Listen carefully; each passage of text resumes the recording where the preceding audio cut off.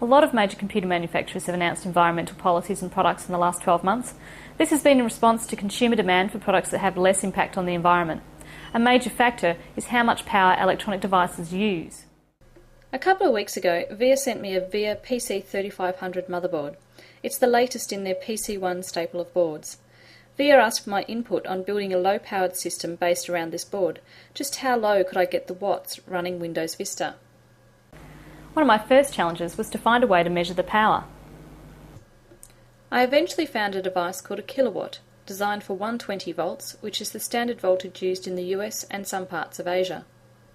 Since I'm in Australia, I had to get a transformer to convert the 120 volts to 240 volts. The kilowatt meter can measure volts, amps, watts, hertz, and kilowatts per hour. It allows you to measure any electronic device that gets plugged into mains power. The first thing I want to show you is this mid-range PC. It was built to test Vista and its drivers.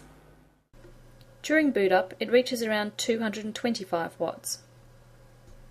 During intense 3D applications, like World of Warcraft, it draws 260 watts. Idle, it fluctuates between 150 and 205 watts. So that's the type of power draw with a standard power supply and mid-range hardware. That includes the appropriate number of fans to keep it cool. How can we reduce this power usage?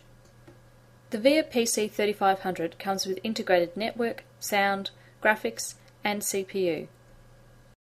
The CPU is embedded on the motherboard. It's a VIA C7D processor, and it draws a maximum of 20 watts. I tested a number of different PSUs. The low-watt PSUs in most cases actually drew more power than other PSUs with more capacity. The wattage labelled on a PSU indicates the maximum amount of wattage it can supply. Just because it says it's 380 watts doesn't mean that it will consume 380 watts. It's only going to consume the power drawn on it from the devices connected to it. All PSUs also waste power through resistors, capacitors, and cooling within their own design. The power supply I chose to use is the Antec EarthWatts. It's more than 80% efficient at 20, 50 and 100% load. It has received the 80+ certification. This particular PSU, compared to every other one I have in my office, reduced the power drawn by the system by up to 20 watts. When building this system, I considered the practicality and price. Laptop hard drives and solid-state drives do suck down less power than SATA or PATA, but they are a lot more expensive, and it means the overall design of the system cannot fit into a normal case. Choosing a mid-level hard drive does save you overall power. The difference between a 7200 RPM SATA drive and a 5400 RPM PATA drive was 6 to 10 watts constant power draw. When it comes to a case to house your low-powered system, get one with as few fans as possible, plenty of natural ventilation, and made of alloy. Alloy is a much better heat conductor than steel. The VIA PC3500 motherboard is a micro ATX form factor.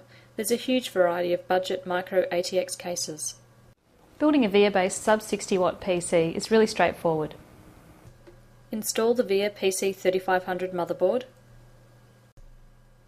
Optical drive. 3.5-inch 5400 RPM PATA hard drive.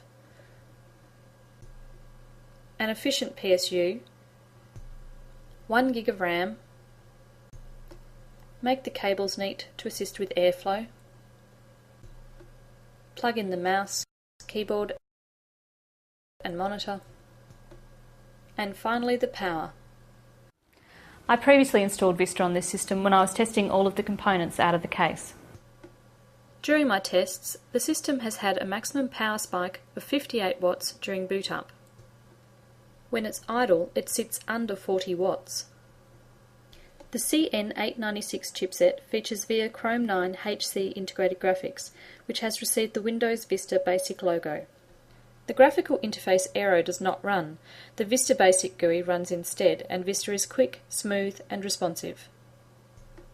Running Windows Vista's performance test, power consumption doesn't go over 50 watts. In fact, the only time during system use that I have seen the system go over 50 watts is when it's playing a DVD. The VIA PC3500 system consumes just 22% the power of this system, which is representative mid-range PCs. If you apply that to a lab of, say, 30 PCs in a school, university, call centre, the cost saving of the energy bills is really quite impressive, not to mention the environmental benefits. With the VIA PC 3500 mainboard, system integrators, NGOs, schools and universities can build cost-effective sub-60 watt PCs. I'm Fiona Gatt from VIA Arena. See you next time.